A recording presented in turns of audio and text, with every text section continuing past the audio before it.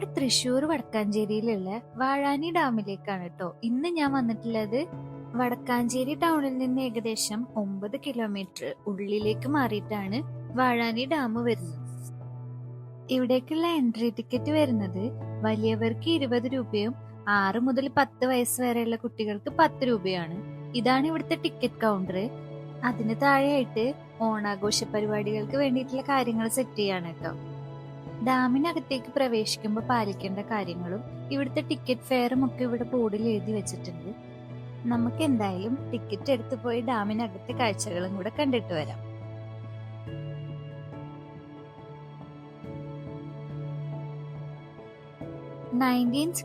ലാണ് ഈ dam open ആയിട്ടുള്ളത് കേട്ടോ.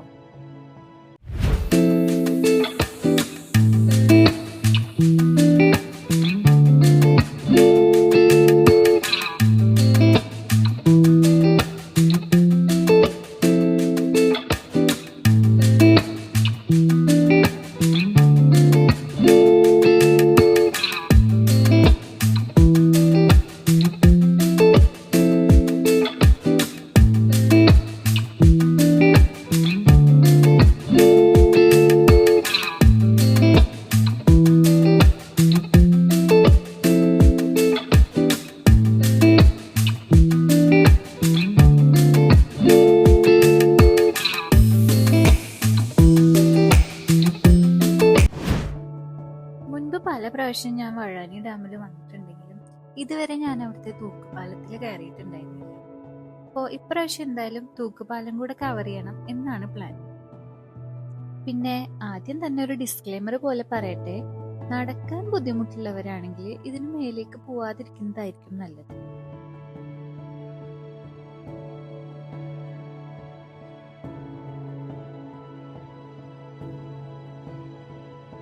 ഇവിടെ ഒരു ഫുഡ് കോർട്ടൊക്കെ ഉണ്ട് കേട്ടോ. പക്ഷെ എന്താന്നറിയില്ല, ഞങ്ങൾ പോയ ടൈമില് ഇത് ഓപ്പൺ ആയിരുന്നില്ല.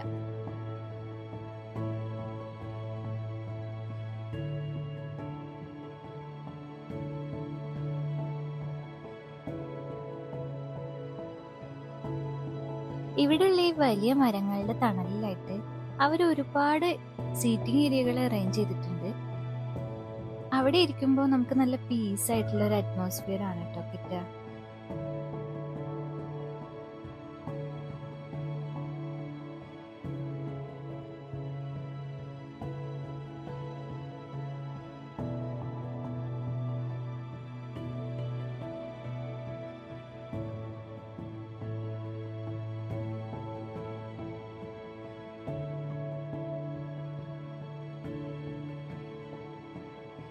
ഡാമിന് മുകളിലേക്ക് പോകുന്നതിന്റെ ഒരു വശത്തായിട്ട് ഒരു റോക്ക് ഗാർഡനും പിന്നെ നമുക്ക് ഗാദറിങ്സ് ഒക്കെ നടത്താൻ പറ്റിയ ഒരു സർക്കുലർ ഓപ്പൺ സ്പേസും അവരവിടെ കൊടുത്തിട്ടുണ്ട്.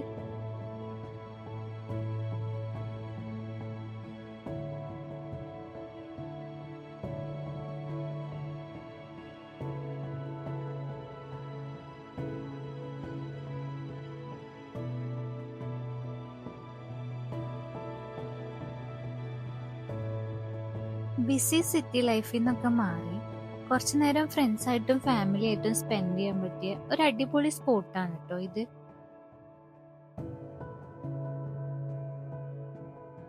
ഡാമിന്റെ മുകളിലേക്ക് എൻറ്റർ ചെയ്യുന്നതിന്റെ മുന്നേ ഒരു വശത്തായിട്ട് ഒരു ഇൻസ്പെക്ഷൻ ബംഗ്ലാവ് ഉണ്ട്.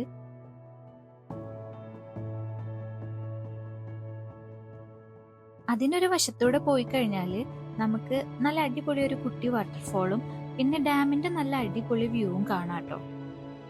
പക്ഷെ ഇപ്പൊ പ്രശ്നം എന്താന്ന് വെച്ചാല് മഴ പെയ്ത് മരങ്ങളും ചില്ലകളൊക്കെ ഒടിഞ്ഞു കിടക്കുന്നതുകൊണ്ട് കുറച്ച് പ്രയാസമാണ് അങ്ങോട്ട് കിടക്കാൻ വേണ്ടിട്ട്. എന്നാലും ഞാൻ പോയിട്ടോ.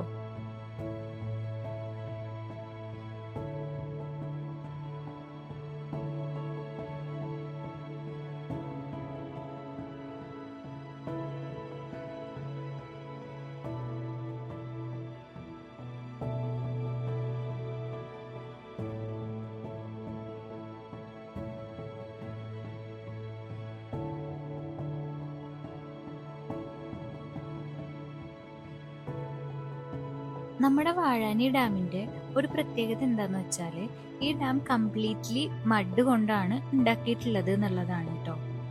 പിന്നെ അത് മാത്രല്ല, കേരളത്തില് മഡ് കൊണ്ട് ഉണ്ടാക്കിയിട്ടുള്ള ഏറ്റവും വലിയ അണക്കെട്ടുകളിൽ ഒന്നുകൂടെയാണ് വാഴാനി ഡാം. ഞാൻ എന്തായാലും കൂടുതൽ കഥ പറഞ്ഞ് ബോറടിപ്പിക്കുന്നില്ല. നമുക്ക് ഇവിടുത്തെ കാഴ്ചകളൊക്കെ ഒന്ന് കണ്ടു നോക്കാം. അതിനു മുന്നായിട്ട് ചെറിയൊരു കാര്യം കൂടെ പറഞ്ഞോട്ടെ. നിങ്ങൾ എന്റെ വീഡിയോ ആദ്യമായിട്ടാണ് കാണുന്നതെങ്കിൽ ചാനൽ ഒന്ന് സബ്സ്ക്രൈബ് ചെയ്ത് സപ്പോർട്ട് ചെയ്യണേ. പിന്നെ തൊട്ടടുത്തുള്ള ബെൽ ബട്ടൺ കൂടെ എനേബിൾ ചെയ്യുകയാണെങ്കിൽ പുതിയ വീഡിയോസ് അപ്ലോഡ് ചെയ്യുമ്പോൾ നിങ്ങൾക്ക് നോട്ടിഫിക്കേഷൻ ആയിട്ട് വരുന്നതായിരിക്കും. പിന്നെ ഈ വീഡിയോ ഇഷ്ടപ്പെട്ടാല് ലൈക്ക് ചെയ്യാനും ഷെയർ ചെയ്യാനും കമന്റ് ചെയ്യാനും മറക്കല്ലേ.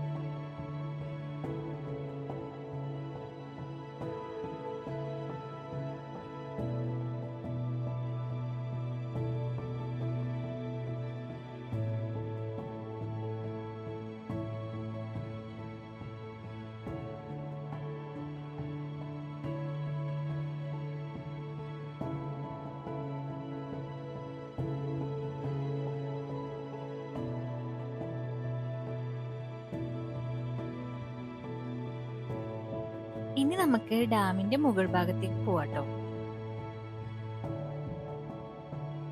നമ്മുടെ വാഴാനി ഡാം ടേക്ക് കെയർ ചെയ്യുന്നത് കേരള സ്റ്റേറ്റ് ഇറിഗേഷൻ ഡിപ്പാർട്ട്മെന്റിന്റെ അണ്ടറിലാണ് കേട്ടോ. ഡാമിന്റെ മുകളിലേക്ക് എൻ്റർ ചെയ്യുന്നതിന്റെ ഒരു വശത്തായിട്ട് ഡാമിന്റെ ഡീറ്റെയിൽസ് ഒക്കെ ഒരു ബോർഡിൽ എഴുതി വെച്ചിട്ടുണ്ടായിരുന്നു. 1952 സ്റ്റാർട്ട് ചെയ്ത് ഏകദേശം 10 വർഷം കഴിഞ്ഞ് 1962 ഈ ഡാമിന്റെ പണി തീർത്ത് ഡാം ഓപ്പൺ ആക്കിയിട്ടുള്ളത് കേട്ടോ. ഈ വാഴാനി ഡാം കൺസ്ട്രക്ഷന്റെ മെയിൻ ഉദ്ദേശം എന്താന്ന് വെച്ചാല് തൃശ്ശൂർ പാലക്കാട് ഏരിയകളിലേക്കുള്ള കുടിവെള്ളം കൂടാതെ തന്നെ ഇറിഗേഷൻ ആവശ്യമായിട്ടുള്ള വെള്ളം കൂടെ കണ്ടെത്തുക എന്നുള്ളതാണ് കേട്ടോ.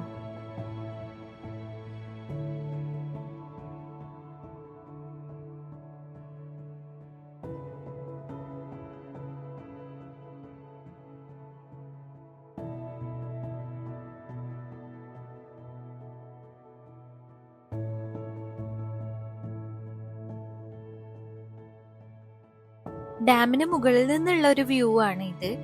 ചെറിയൊരു ചാറ്റൽ മഴയുള്ള ടൈമിലാണ് കേട്ടോ ഞങ്ങൾ പോയിട്ടുണ്ടായിരുന്നത്. അതുകൊണ്ട് തന്നെ വേറൊരു ഭംഗിയായിരുന്നു കാണാൻ.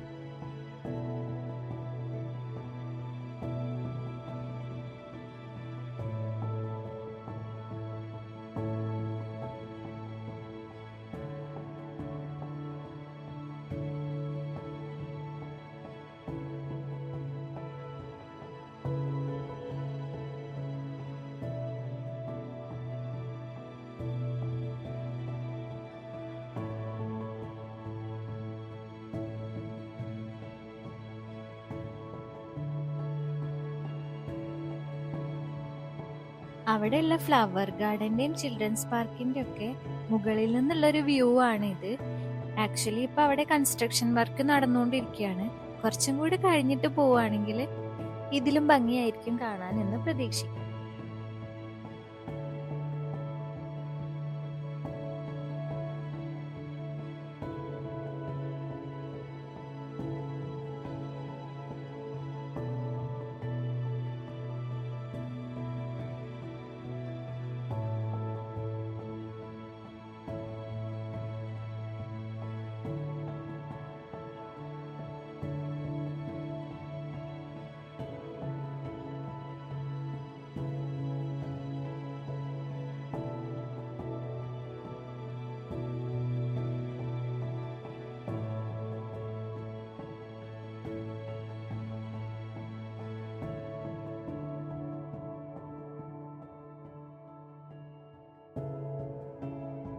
ഡാമിലേക്ക് ഇറങ്ങാനുള്ള സ്റ്റെപ്സ് ഒക്കെ ഇവിടെ കൊടുത്തിട്ടുണ്ടെങ്കിലും അതൊക്കെ ക്ലോസ്ഡ് ആണ് കേട്ടോ. ഇങ്ങോട്ടുള്ള എൻട്രി ഒന്നും അലൗഡ് അല്ല.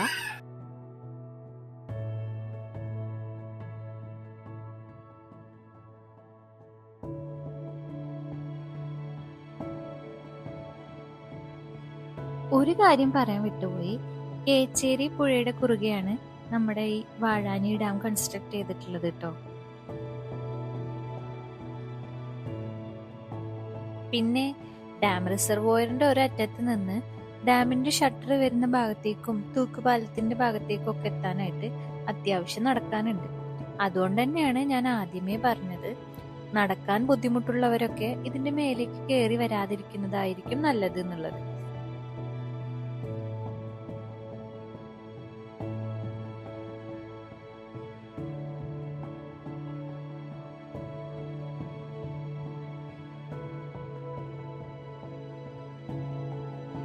ഡാം ഷട്ടറിനടുത്തായിട്ട് ഒരു പവിലിയൻ ഹൗസും കൂടെ വരുന്നുണ്ട്. പക്ഷെ അങ്ങോട്ടൊന്നും എൻട്രി അലൗഡ് അല്ല കേട്ടോ.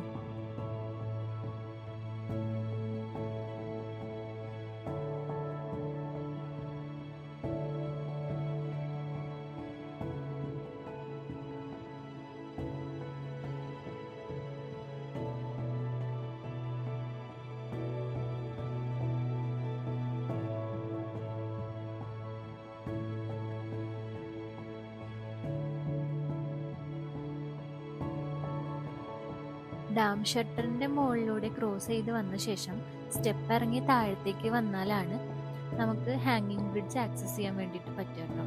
ഇനി ഹാങ്ങിങ് ബ്രിഡ്ജ് വഴി നടക്കാൻ പേടിയുള്ളവർക്കാണെങ്കിൽ ഷട്ടറിലേക്ക് കടക്കുന്നതിന്റെ മുന്നേ തന്നെ അവിടെ സ്റ്റെപ്സ് കൊടുത്തിട്ടുണ്ട്.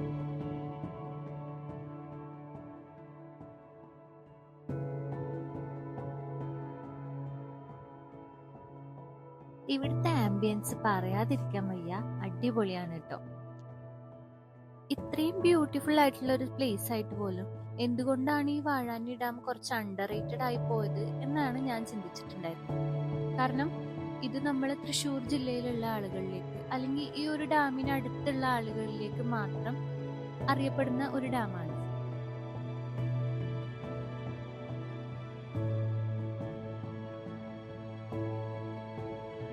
നമ്മൾ അവിടെ പോയ ടൈമില് ഡാം ഷട്ടർ ചെറുതായി ഓപ്പൺ ആക്കിയിട്ടുണ്ടായിരുന്നോണ്ട് തന്നെ നമുക്ക് നല്ല അടിപൊളി വാട്ടർഫോൾ വ്യൂ കാണാൻ പറ്റിയിട്ടുണ്ടായിരുന്നു കേട്ടോ. പ്രത്യേകിച്ച് എടുത്ത് പറയേണ്ട കാര്യം ഈ ഹാങ്ങിങ് ബ്രിഡ്ജിന്റെ മുകളിൽ നിന്നുള്ള വ്യൂ ആണ് കേട്ടോ. അത്രയും ബ്യൂട്ടിഫുൾ വ്യൂ ആയിരുന്നു. നിങ്ങൾ ഇതുവരെ ഇവിടെ വിസിറ്റ് ചെയ്യാത്ത ആളുകളാണെങ്കിൽ മസ്റ്റ് ആയിട്ട് വിസിറ്റ് ചെയ്യേണ്ട ഒരു പ്ലേസ് തന്നെയാണ് കേട്ടോ ഇത്. അതും ഈ ഒരു ടൈമിലൊക്കെയാണ് പോകുന്നതെങ്കിൽ ഈ വാട്ടർഫോൾ വ്യൂവും നിങ്ങൾക്ക് കാണാൻ വേണ്ടിയിട്ട് പറ്റും.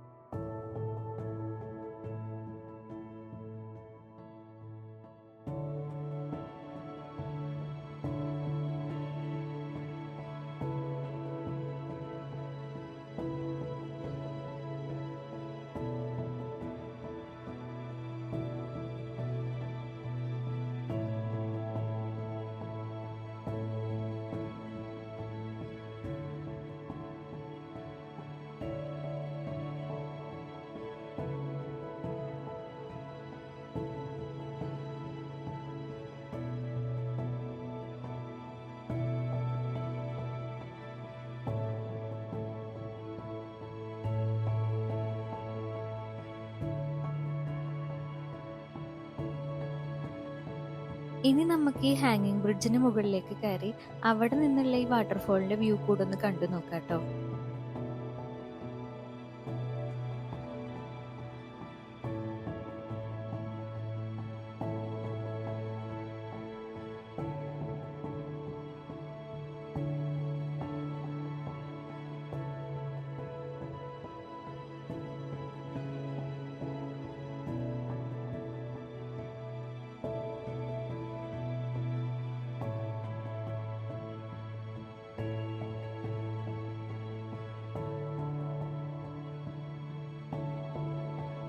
നിങ്ങളിവിടെ അടുത്തുള്ളവരാണെങ്കിൽ ഇതുവരെ ഇവിടെ വിസിറ്റ് ചെയ്തിട്ടില്ലെങ്കിൽ എന്തായാലും ഇത് മിസ്സാക്കണ്ട കേട്ടോ.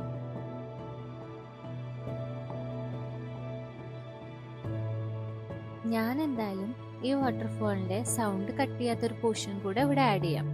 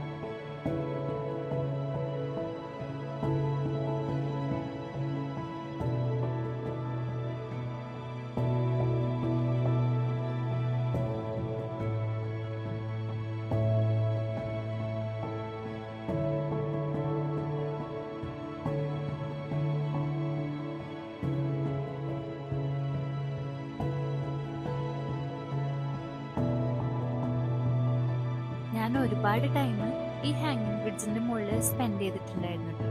ഇനി എന്തായാലും താഴത്തേക്ക് പോവാം.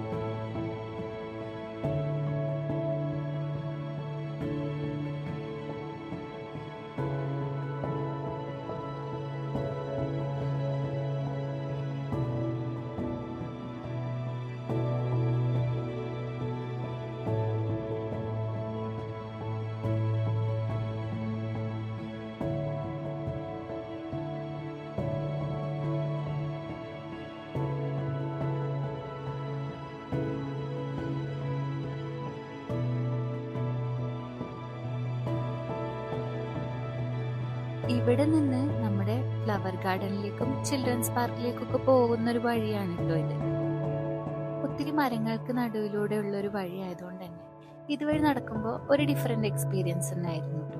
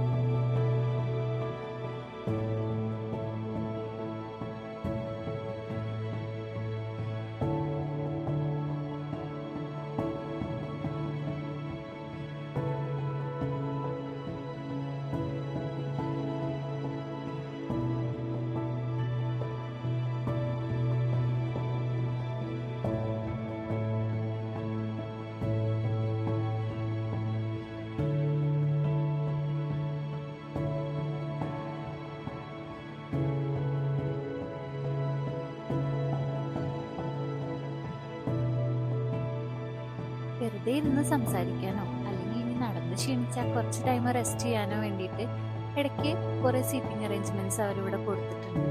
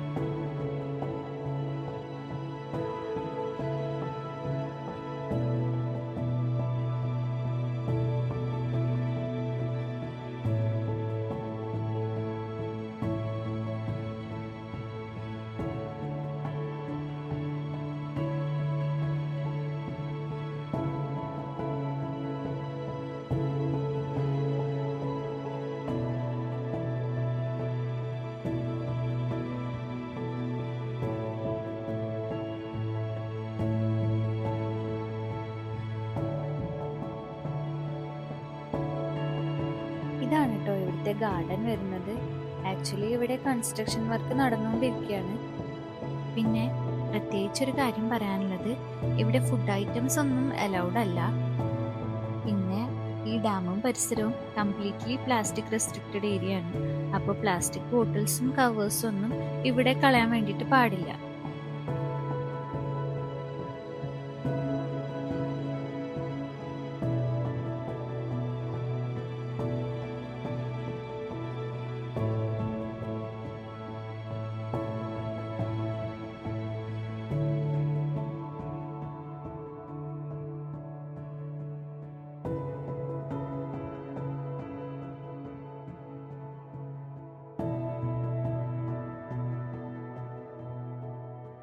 ഈ ഗാർഡനോട് ചേർന്ന് തന്നെയാണ് കേട്ടോ ചിൽഡ്രൻസ് പാർക്ക് വരുന്നത്. കുട്ടികളെ ഹാപ്പി ആക്കാൻ വേണ്ടിയിട്ട് ഒരുപാട് കാര്യങ്ങൾ അവരവിടെ സെറ്റ് ചെയ്ത് വെച്ചിട്ടുണ്ട്.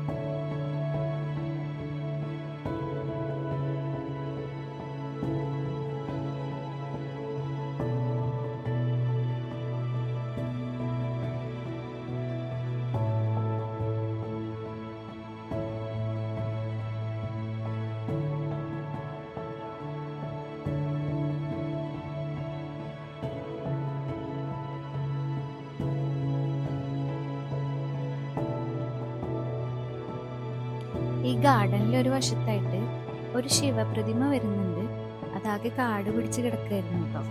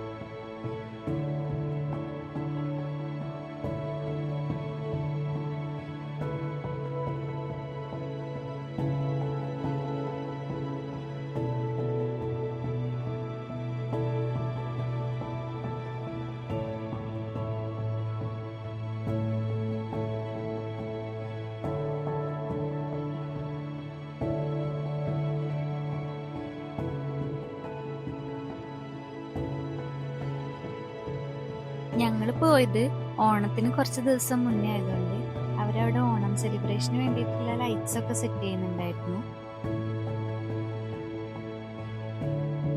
ഗാർഡനിൽ നിന്ന് കയറി വരുന്നിടത്തായിട്ട് തന്നെ കുറെ ഊഞ്ഞാലുകൾ ഉണ്ടായിരുന്നു കേട്ടോ. അപ്പോ അതിലും കൂടെ ഒന്ന് കയറിയിട്ട് പോവാന്ന് വിചാരിച്ചു.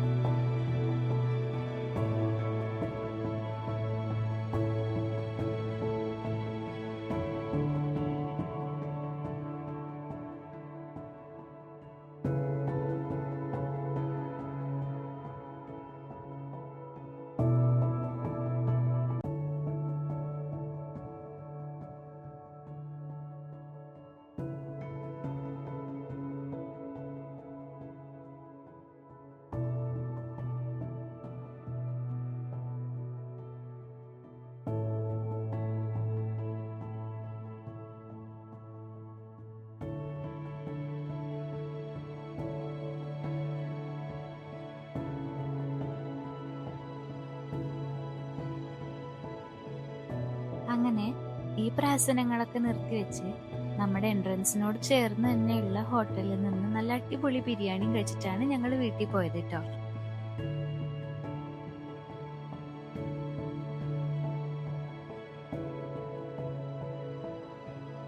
അങ്ങനെ തിരിച്ചു വരുന്ന വഴിയിലാണ് ഞാൻ ഒരു കാര്യം ശ്രദ്ധിച്ചത് കേട്ടോ. കുഞ്ഞു മക്കൾക്ക് ഫീഡ് ചെയ്യാൻ വേണ്ടിയിട്ടുള്ള റൂം ഇവിടെ ഉണ്ട്. നമ്മുടെ നാട്ടിൽ അങ്ങനെ എല്ലായിടത്തും കണ്ടിട്ടില്ലാത്തൊരു സംഭവം ആയതുകൊണ്ട് തന്നെ ഇത് അപ്രീഷ്യബിൾ ആണെന്ന് എനിക്ക് തോന്നി.